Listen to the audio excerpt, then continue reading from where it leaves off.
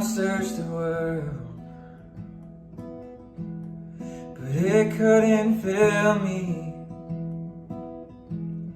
And man's empty praise and treasures that fade are never enough. You came along and put me back together, and every desire is now satisfied here in your love. Oh, there's nothing better than you. Oh, there's nothing better than you. Oh, there's nothing is better than you. Oh, I'm not afraid to show you my weakness, my failures and flaws.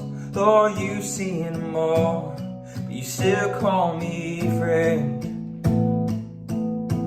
'Cause the God of the mountain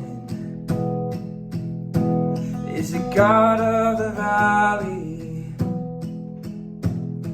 and there's no place your mercy and grace won't find me again. Oh, there's nothing better than you. Oh, there's nothing better than you. Oh, there's nothing is better than you. Oh, there's nothing better than you. Oh, there's nothing better than you. Oh, there's nothing is better than you. You turn mourning to dancing, you give beauty from ashes, you turn shame into glory. You're the only one who can. You turn graves into gardens, you turn bones into armies, you turn seas into highways. 'Cause you're the only one who can. You're the only one who can. Oh, there's nothing better than you. Oh, there's nothing better than you. Oh, there's nothing is better than you. Oh, there's nothing better than you. Oh, there's nothing better than you. Oh, there's nothing is better than you. 'Cause you turn graves into gardens, you turn bones into armies, you turn seas into highways. Oh, you're the only one who can. You're the only one who can. 'Cause you're the only one who can. 'Cause there's nothing better than you. Oh, there's nothing better than you. Oh, there's nothing is better than you. I am finding my peace and rest outside. I hope you found, or you can find a place to rest and have peace. We are in the Bible like we always are, the one-year Bible. I'm going to say it every day, Scripture never comes back void. It's where we can find our truth. We can find what we're supposed to do and how we navigate tricky situations like we're in now. And for me, what's so funny, Scripture speaks directly to my time and directly to the place that we're in personally for me. That's why I got to read every day. But where we're going to be in the one-year Bible, we're in 1 Kings chapter 12, verses 3. I'm going to read about 10 verses, so I'll read the verses, then I'll kind of explain it to you, and we'll talk about how it's so applicable for us. So 1 Kings chapter 12, verse 3. The leaders of Israel summoned Jeroboam and the whole assembly of Israel to speak with Rehoboam. Said, "Your father was a hard master," they said. "Lighten the harsh labor and the demands and heavy taxes that your father imposed on us. Then we will be your loyal subjects." Rehoboam replied, "Give me 3 days to think this over. Then come back for my answer." So they went away. Then King Rehoboam discussed with the older men who counseled his father Solomon. "What's your advice?" he asked. "How should I answer these people?" The older counselors wisely, I think, said, "If you're willing to be a servant to these people, to serve them, and to give them your favorable answer, they will always be your loyal subjects." But Rehoboam rejected the advice of the older men and instead asked the opinion of his young men who had grown up with him and were now his advisors. "What's your advice?" He asked them. "How should I answer these people who want to lighten the burdens imposed by my father?"